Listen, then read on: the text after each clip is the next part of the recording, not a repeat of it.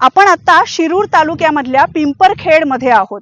हे पिंपरखेड जे गाव आहे ते जुन्नर वनविभागाच्या हद्दीच्या अगदी जवळ आहे आणि आपण आता बघतोय की ऊसाचे असे लांबच लांब पट्टे, नांगरून ठेवलेली जमीन आणि मग मध्ये एक एकटी घरं असं या सगळ्या भागाचं स्वरूप आहे।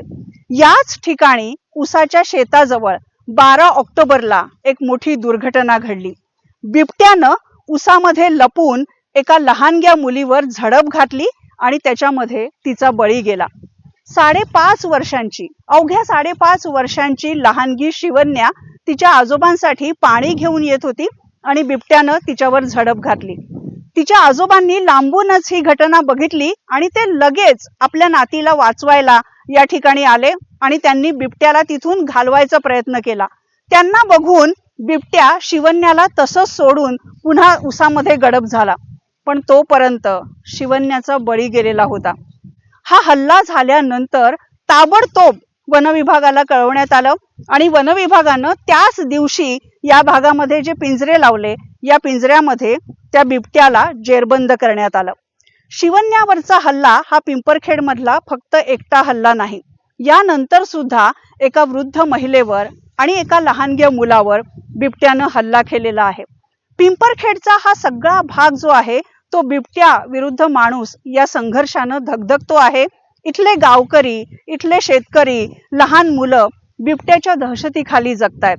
इथे ठिकठिकाणी पिंजरे लावण्यात आलेले आहेत, बिबट्यांना जेरबंद केलं जातंय, पण अजूनही बिबट्यांचा वावर इथे सुरूच आहे आणि पिंपरखेडच्या थोडंसं जवळ पुन्हा एकदा पारगाव मध्ये शेतमजुरांच्या मुलांवर हल्ला होण्याची सुद्धा घटना घडलेली आहे।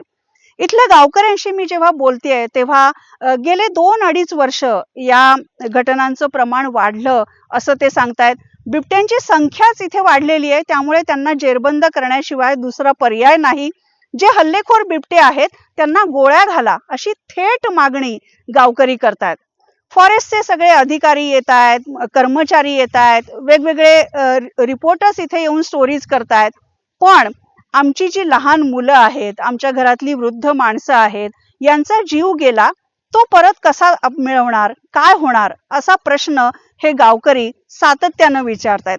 एकटा जुन्नर वनविभागच नाही तर महाराष्ट्रामध्ये ठिकठिकाणी बिबट्या विरुद्ध माणूस हा संघर्ष आहे आणि नेमका याच्यावर काय उपाय काढायचा याच्यावर अनेक परीनं चर्चा होते। पण सगळ्यात महत्त्वाचं म्हणजे पिंपरखेडमध्ये आल्यावर हीच भावना आहे की बिबट्यांचे हे हल्ले त्वरित थांबलेच पाहिजेत। आरती कुलकर्णी, शेकरू या माझ्या YouTube चॅनेलसाठी पिंपरखेडहून।